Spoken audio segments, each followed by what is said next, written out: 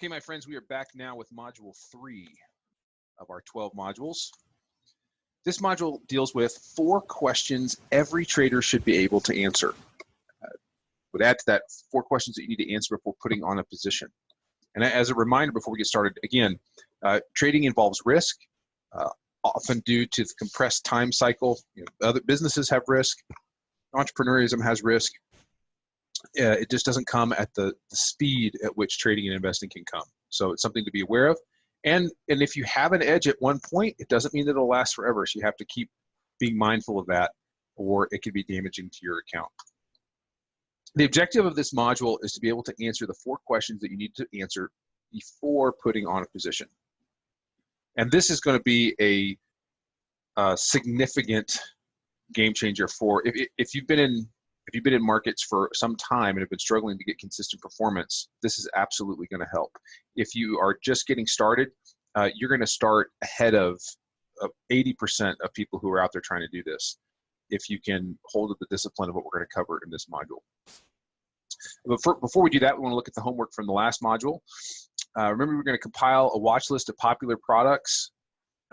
You can pick whatever you want. If you want to use the most active stocks, if you want to use index futures, if you want to use Forex pairs, you can pick whatever those were. You're going to watch or review how price moves, knowing that price moves differently for different products and in different times, as we talked about in module 1, different time frames. Some of them trade in a 24/6 and others trade just 5 times a week. You're going to print out charts. So, print out a chart and mark it up based on the 4 behaviors and the 2 setups that we covered.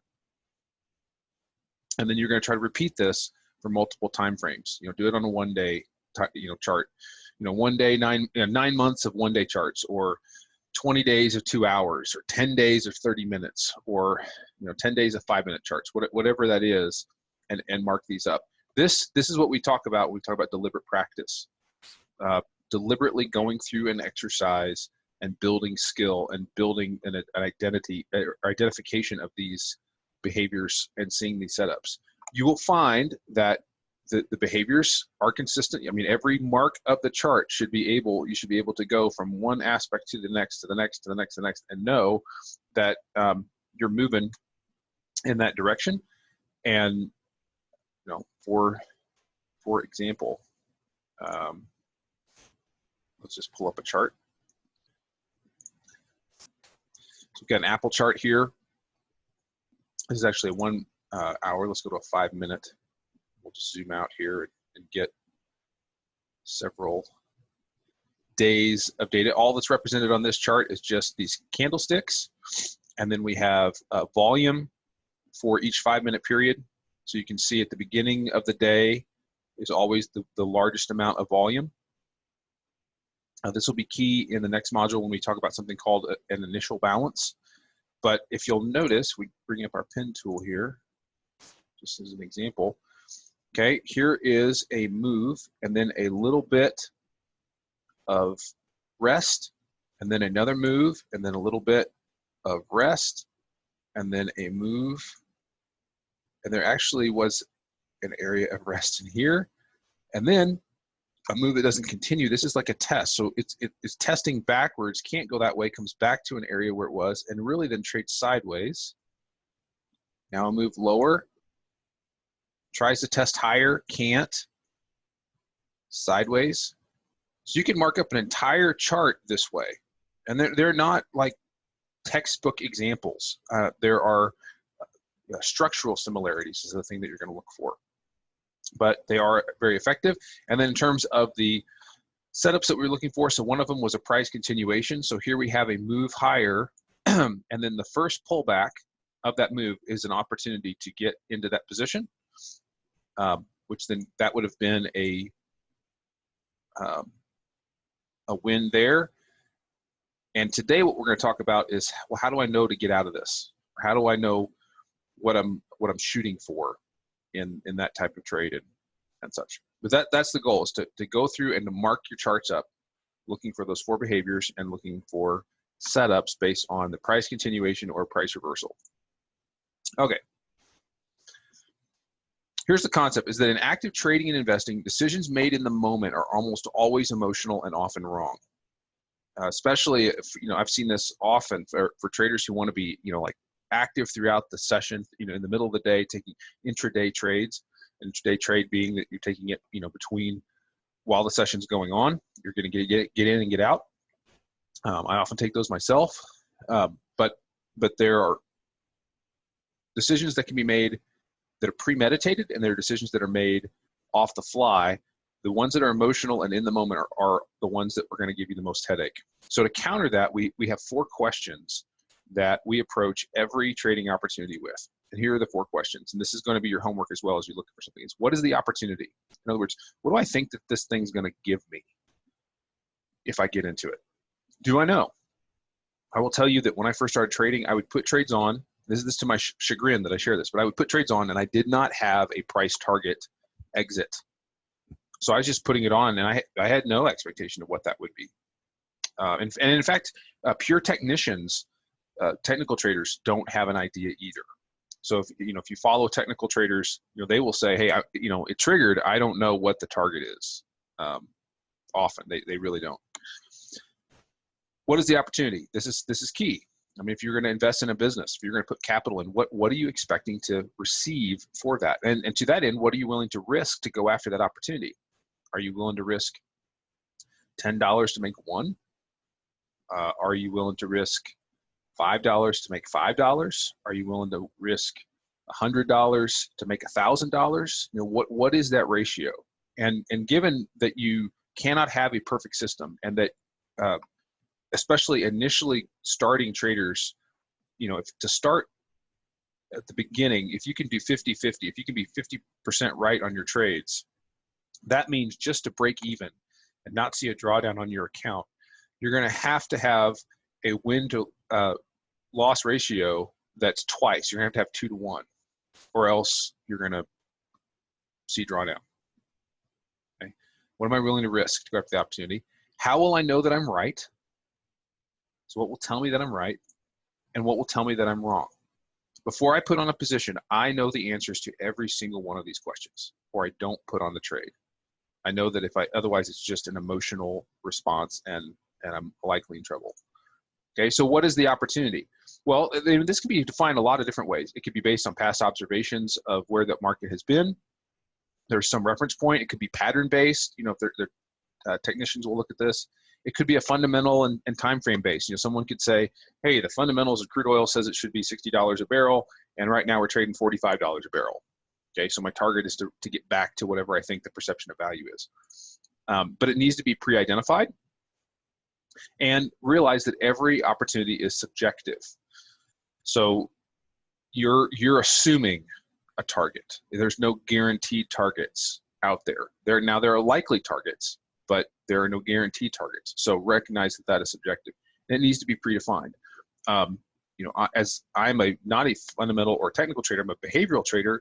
As a behavioral trader, I use profiling tools. Profiling tools actually do give me more objective targets, which is why that's the approach that we use. And when we look at how to trade some of these products in the other modules, we'll show you how to do that. What am I willing to risk? One, no opportunity is a 100% layup. So I have to recognize that, I could lose. And in fact, it's better to come into a position believing that you'll lose on the trade than to believe that you'll win. You're getting in and you're playing defense in this position. Okay, what's the ratio of risk to reward that's appealing? Knowing that risk, contrary to opportunity, risk is objective. So every time I'm going to identify the risk, as I'm going off for an opportunity, if I say, I think Apple's got $10 move in it. All right. Well, how much heat am I willing to take on to get that $10? I'm only willing to risk $1 move against me. Okay, that's an objective, defined spot. So if it moves $1 the way it shouldn't move, then I need to take action. Third question: how will I know that I'm right? So when I put on a trade, what we're really doing is we are putting on a hypothesis. And that's, hypothesis is your best guess given everything that's going on, but you're assuming that something is going to happen in the future. And you don't know, I don't know what that's going to be. Now, because of the 4 behaviors and because of what I can see looking through profiling tools, I can have a better understanding of what's likely to occur. But again, it's not 100%, but I'm building a hypothesis on what's likely to occur and happen. And that can include how soon should a opportunity be realized.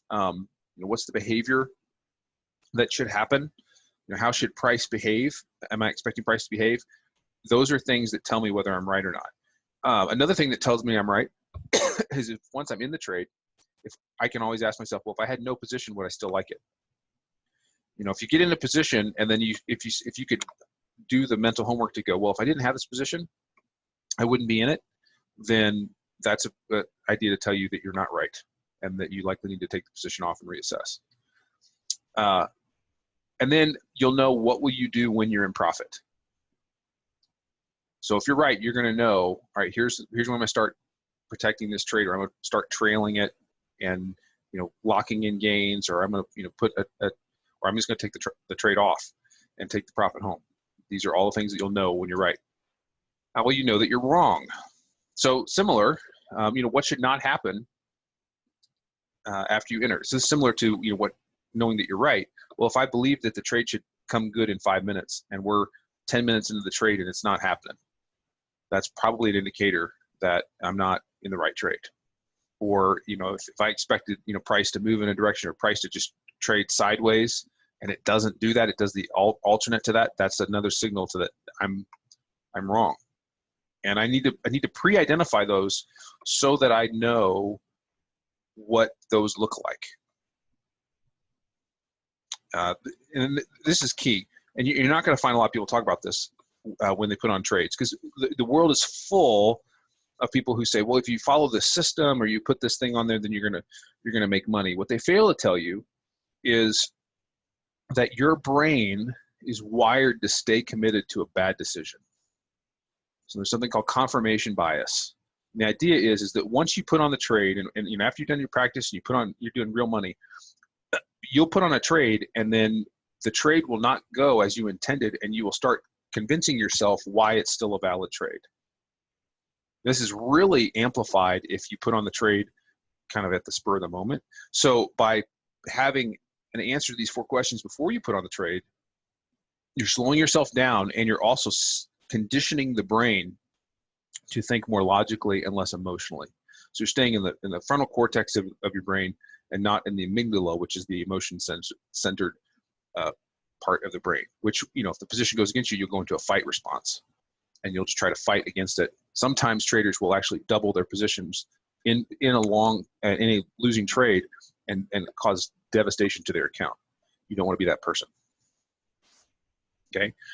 So as we have answered those 4 questions, we're going to execute using some common order types. So I'm going to talk about a couple of different order types that are available on most platforms. There are some advanced order types beyond this, but these are some that you need to know. When I started trading, I had no idea what this meant. One is a market order. So this it could be to buy or sell, but this will enter you into the trade immediately. And if you recall in module 2, we talked about the bid and the ask. If I have a market buy order, that's going to get me in right at the lowest ask. If I have a market sell, that's going to get me right at the highest bid. Okay. A limit. So this is a priced order. This is saying only fill me at this price. That could be a buy or a sell. And then a stop. So a stop is a order that we use if price comes back in a direction. So I can put a buy stop above the market, which basically means only get me long or only buy this if I get up to a certain price, or only sell me if I get down to a certain price. And you would say, well, why would you want to buy above the price that's at currently? Or why would you want to sell below the price that it is currently? And the reason for that is that when I am answering these 4 questions, one of the things that I'm looking for is, are there additional participants that are going to go with me? And let's look at an example here real quick. Okay, so here we have a market that is moving lower, right? And then I have a move higher. This is you know, we're assuming a price continuation pullback. Okay, so here's a pullback, and I'm looking for a place to get into this. Now, there's a couple different ways that I can get into this. I could put a market sell order to get short Apple here, or I could put a sell stop right here that basically says if I come back to this level and break it, I want to be short. Which what that it's making it do is making the market, you know, tell me that it's continuing in a downward direction. Make sense? So I can enter this using a limit order. I could, you know, price a limit order. I could use a market order to sell and immediately get in, or I could price it on a sell stop. Then once I'm in the trade, you know, once I would be, you know, say I got in here, okay, and this was the last pullback. Now the market's moving in this direction.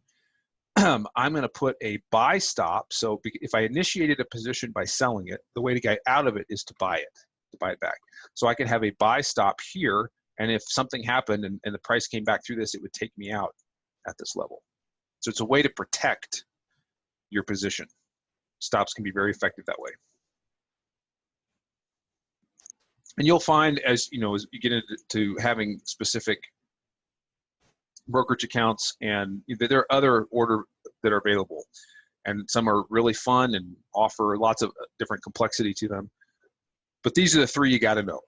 You got to know how to use these as you're entering the trade based off of the answers to the 4 questions. Now, these are not specifically types of orders, but they're times of orders. So a GTD order is one that is only active for the current session. And then you have a GTC order, which is active until canceled. So if I go back over here and look at the chart, all right, this is a session. From here to here is one session. If I put a GTD order, good for the day, that's only going to be active from here to here. If I put on a GTC, that's a good till canceled. That will be, say I establish it right here. It will be active until I cancel it. Now, you know, some brokers will say, you know, like 30 days or something like that, that they'll actually cancel those, but it's more than one session. Okay, so that can be effective, especially if you can't be in front of markets all the time, but you're like, hey, if I get to this price, I want to be active. You can put in a GTC order, and you know, if the market gets that, it'll get you filled, even when you're not in front of it, which can be good and can be bad. All right, so let's go back to our homework here. One, we're going to pick a stock or future to trade. And the reason I say that is because these are the ones that move easiest on sessions and price. And we're going to talk about these when we get to the later modules about looking at those specific products. But you're going to assume a starting balance of $50,000. We're going to have a max trade and account drawdown. What is this? So in the industry, we have something called proprietary trading desks. These are places where if you don't have a lot of capital, you can actually go and try out and be funded. And you have a capital partner who's providing the capital for you to trade, and you're just providing the talent. Okay, all of these companies have what they call a max drawdown. Basically, it's what's the max amount of money that will let you lose out of that starting account balance. So, you know, $50,000, it could be $2,500 bucks. That's the most. If you lose $2,500, you're done. Period. End of story. Now, that's the max account drawdown. Now, for the day or a session, they may have a different parameter, which would be a daily or max trade drawdown. And that may be, if the total account drawdown is $2,500, it may be $1,000 a day. Okay, well, if you hit $1,000 and then you hit $1,000 and then you hit $500 in 3 successive days, you're done. But what we're going to start by creating your own trade and account drawdown. And so here's how we're going to do that. So let's look at Apple here real quick. So Apple, I'm going to go back here to a daily chart. Okay, so let's see. Apple was trading on the 25th of October at 156.32. Okay, so I can actually go in here into investing.com, and I can go to holdings, and I can say I have Apple, and I bought it on 10/25, and I bought 100 shares, Okay, so first question is, can I buy 100 shares? All right, so 169 times 100. Yep, I've got enough capital to buy that. And what was the price that I bought it at? So we said 1025. So let's say 157.90. Let's say we bought it at 157.90. And it cost us $4 to get in the trade. I'm going to add the position. Okay, so you can see right now, this is going to let me have this is the net P&L since that date. All right, let's add a future position in here. So let's use, we'll use crude oil. And let's look at a crude oil chart here.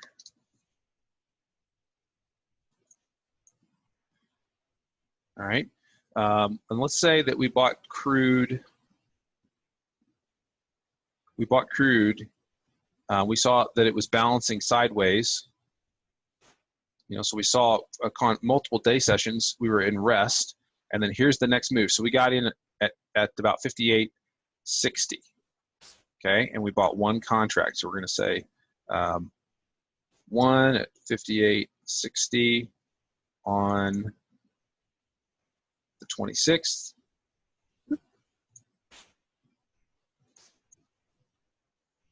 And we paid $250 for that one. All right, so a couple things. One, notice the market value of this position. Now, what investing.com doesn't show you is how much capital it costs to put the trade on. And we'll talk about this. Crude oil uses, you know, we talked about in module 1, we talked about crude oil it's a future, uses margin. And so there's a margin requirement. It's actually about $2,300 to put on this position. But what you're controlling $60,000 worth of product. Where Apple, it's just the share value. But it's good to have the two different positions to kind of see how these operate and see how these work. So here's the crude oil, here's Apple, and you can say, okay, you know, what's the target? When am I wrong? Stuff like that, and you can play with it like that. So that's your homework, is to, you know, grab some products and try trading them, placing trades, having answered the 4 questions, and remembering the 4 behaviors. Review this video, complete the homework, proceed to the next module. As always, if you get hang up or you have additional questions or need some more clarity, shoot me an email, give me a call, or if you're in the group, build a profile, hit us up in Slack, and we'll keep you moving forward. All right, y'all, that's module 3 out of 12. We're making progress, and hopefully you're enjoying this along the way. Talk to you for the next module pretty soon.